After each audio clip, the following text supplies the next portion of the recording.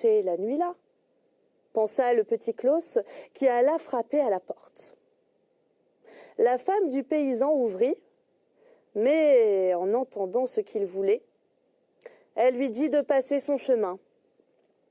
Son mari n'était pas à la maison et elle ne recevait pas d'étrangers. « Bon, alors il faudra que je couche dehors, » dit le petit Klaus.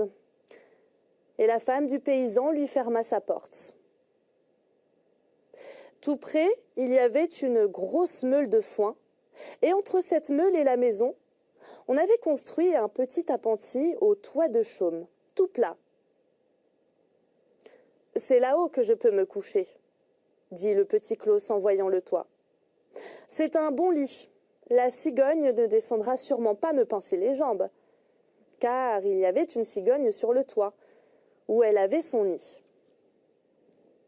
Donc le petit Klaus grimpa sur l'appentis, où il se coucha et se tourna pour être étendu comme il le faut. Les volets de bois n'arrivaient pas jusqu'en haut des fenêtres, il pouvait voir à l'intérieur de la salle. Une grande table était mise, avec du vin, du rôti et un poisson magnifique.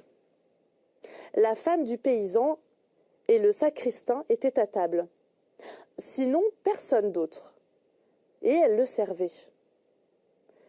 Il n'y allait pas avec le dos de la cuillère pour prendre du poisson, car c'était une chose qu'il aimait. « Si seulement on pouvait en avoir aussi, » dit le petit Klaus en allongeant la tête vers la fenêtre. Oh, Dieu, quel délicieux gâteau il apercevait! Pour un festin, c'était un festin. Alors il entendit sur la grande